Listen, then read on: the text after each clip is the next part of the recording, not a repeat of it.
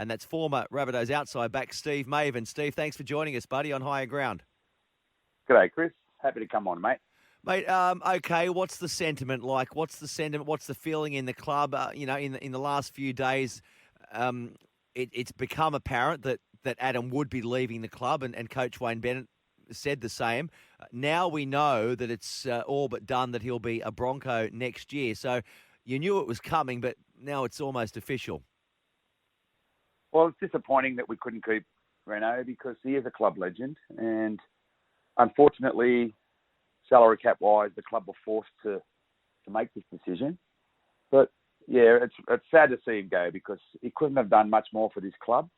He's a premiership winning halfback, and he's got the highest goal kicking percentage of all time at 82.5%.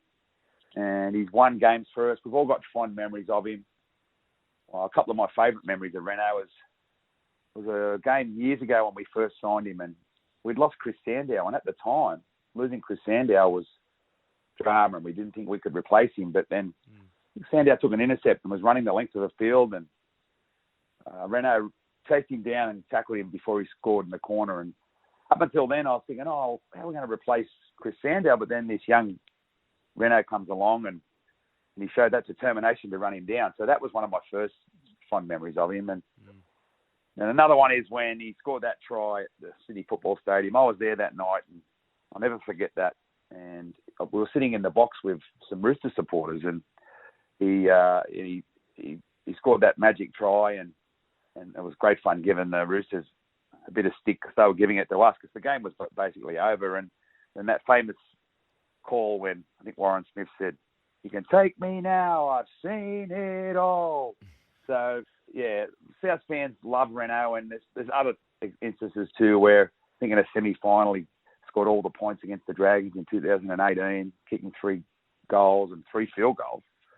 So yeah, it is a sad day, and look, he's well loved at the club, but the Broncos deal we are hearing that it was quite lucrative, and it may even be a little bit longer than that. There might be some other incentives there to stay up at Brisbane, so you can't blame him. But he is a South junior, a club legend, and it's very sad to see him go. Fans, obviously, they are not happy with it, and they've made their feelings quite well known, as much to be signing a petition which had hundreds, if not thousands, of names on it.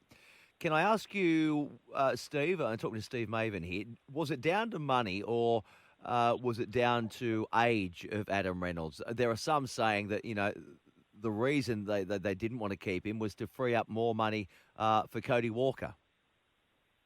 Well, Blake Solly's explained this a few times, and they've got a retention committee at South Sydney, and they looked at all the figures that were available to them, and unfortunately with a squad like that we've got with Damien Cook, Cameron Murray, you go down through, you've got young blokes like Keon Kalamatangi, we've signed Jai Arrow, we need to sign Cody Walker. There's, I think, 12 players signed until 2023, which is a large chunk of salary cap. So physically, they just could not afford to give Adam more than that year because there was no money in the cap.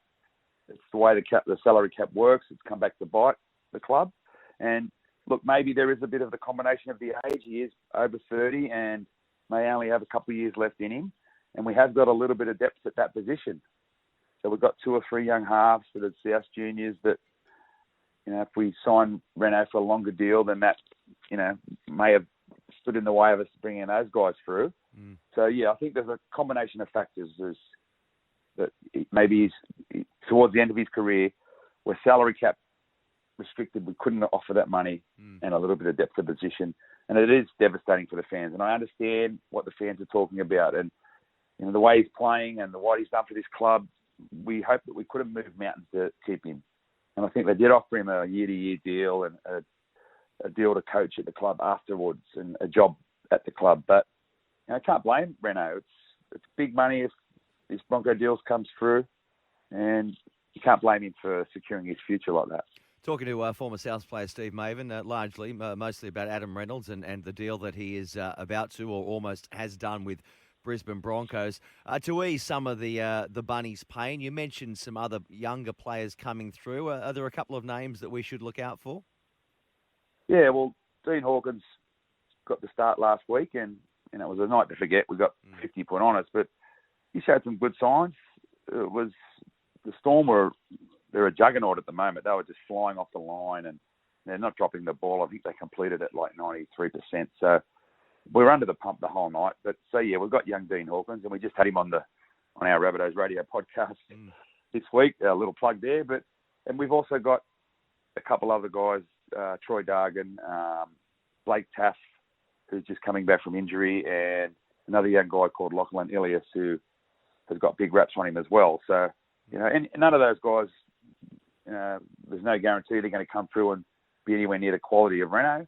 But, they're, like I said before, Reno's a junior, a South junior, and we can't stand in his way of this opportunity he's taking. And then by him taking that opportunity, it may open up an opportunity for one of these young South juniors to come through and show what they can do. And I'm sure that all South fans will wish Adam the very best, and hope he goes well, just not when the Broncos are lining up against the Bunnies. You mentioned that touch-up by the Storm last weekend, and you know the stat that no team has won a premiership having conceded 50 points in a match in a season. Some are saying that might be the case, but if any team could do that, it might well be South Sydney, given that you've got so many players that were missing from that match. Well, that's right. We had, I think, $4 million on the sidelines for that game, and